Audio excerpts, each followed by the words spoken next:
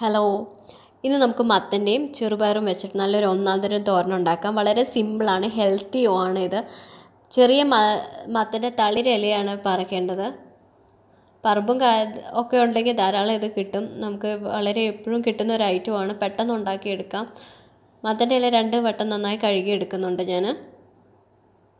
അതിനുശേഷം ഞാനൊരു ചോർച്ച പാത്രത്തിലേക്ക് വെക്കുന്നുണ്ട്, കാരണം അധികം വെള്ളം ഊർന്ന് പോകാൻ വേണ്ടിയിട്ട് മാത്രമാണിത്. തോരൻ ഉണ്ടാക്കുമ്പോൾ ഒട്ടും വെള്ളം ചേർത്ത് കൊടുക്കുന്നില്ല. ഇലയുടെ വെള്ളം കൊണ്ട് തന്നെയാണ് എല്ലാം വേവുന്നത്. അതിലേക്ക് ആവശ്യമായ 2 സവാള, ആവശ്യത്തിന് മുളക്. ഇപ്പോൾ ഞാൻ ആദ്യം ഫുഡ് പ്രോസസ്സറിൽ കാണിച്ചു തരാം. ഇത് സവാളയും മുളകും നന്നായിട്ട് ചെറുതായിട്ട് അരിഞ്ഞെടുത്തിട്ടുണ്ട്. അതിന് സവാള അരിയാൻ എസ് ബ്ലേഡാണ് യൂസ് ചെയ്തത്. അതിനുശേഷം ഈ ബ്ലേഡിലേക്ക് ചേഞ്ച് ചെയ്ത് നമുക്ക് ഇലയെല്ലാം പെട്ടെന്ന് തന്നെ അരിഞ്ഞെടുക്കാൻ പറ്റും. ഇതുപോലെ ചെയ്താൽ മതി.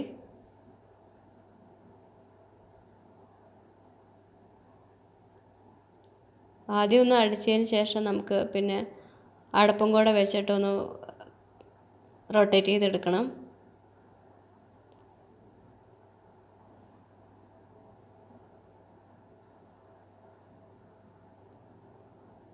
എൻ്റെ വീട്ടിൽ തന്നെ ഫുഡ് പ്രോസസ്സർ ആണെങ്കിൽ 2 കൊല്ലം അത് വെറുതെ ഇരിക്കുമായിരുന്നു. എങ്ങനെ ഉപയോഗിക്കേണ്ടതെന്ന് അറിയില്ലായിരുന്നു. അതുകൊണ്ട് മാത്രമാണ് ഇങ്ങനെ ഡീറ്റെയിൽഡായിട്ട് കാണിച്ചു തരുന്നത്.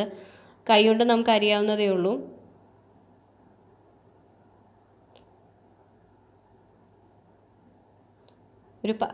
മത്തൻ്റെ ഇല എന്ന് പറയുമ്പോൾ ഒരു 10 മിനിറ്റിനുള്ളിൽ തന്നെ നമുക്കൊരു തോരനാവും.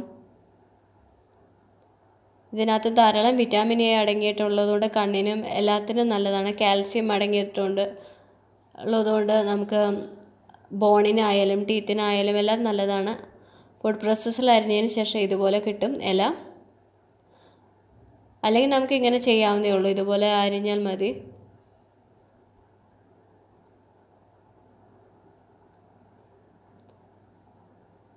കട്ടിംഗ് ബോർഡാണ് സൗകര്യമെങ്കിൽ അത് വെച്ച് ചെയ്യുന്നതായിരിക്കും നല്ലത്.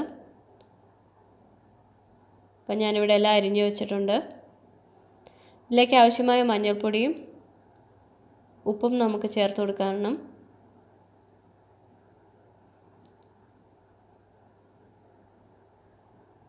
ഇല ഇത്ര ഉണ്ടെന്ന് പറഞ്ഞിട്ട് കാര്യമില്ല, അതൊന്ന് പ്രിപ്പയർ ചെയ്ത് വരുമ്പോഴത്തേക്കും ചുങ്ങും.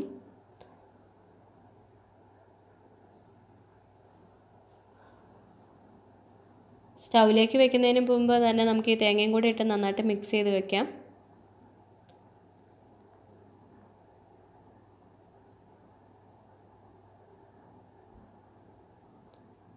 അതുപോലെ തന്നെ മുടിക്കായാലും സ്കിന്നായാലും എല്ലാം ഈ മത്തൻ്റെ ഇല നല്ലതാണ്.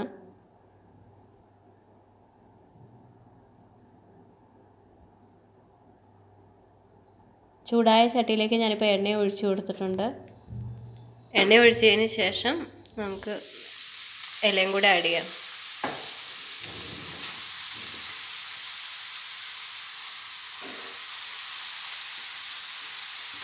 ഇല ആഡ് ചെയ്തതിന് ശേഷം നന്നായിട്ടൊന്ന് മിക്സ് ചെയ്ത് കൊടുക്കണം. എല്ലാ ഭാഗത്തൊന്നും എണ്ണ യോജിക്കാൻ വേണ്ടിയിട്ടാണ്. അതിനുശേഷം നമുക്ക് ഈ പാത്രം അടച്ച് അല്പം നേരം പ്രിപ്പയർ ചെയ്യാം. ഇടയ്ക്കിടയ്ക്ക് ഇതൊന്ന് ഇളക്കി കൊടുക്കണം, എന്നാലേ അല്ലെങ്കിൽ അടി പിടിക്കാൻ സാധ്യതയുണ്ട്. അപ്പം ഞാനൊന്ന് ഒതുക്കി കൊടുത്തിട്ടുണ്ട്. ഇനി അതിന് ശേഷം ഞാൻ ലിഡ് വെച്ച് കവർ ചെയ്യുന്നുണ്ട്.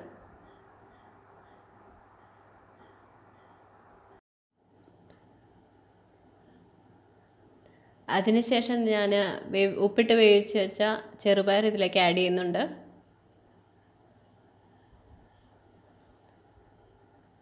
ഇത് മത്തൻ്റെ ഇലയായിട്ടും അല്ലെങ്കിൽ മത്തൻ്റെ ഇല ചെറുപയറായിട്ടും നമുക്ക് ഉണ്ടാക്കിയെടുക്കാം.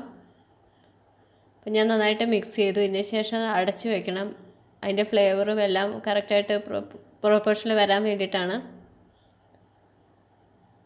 ഒരു 2 മിനിറ്റ് അടച്ചു വെച്ചതിന് ശേഷം നമുക്കിത് വാങ്ങാം.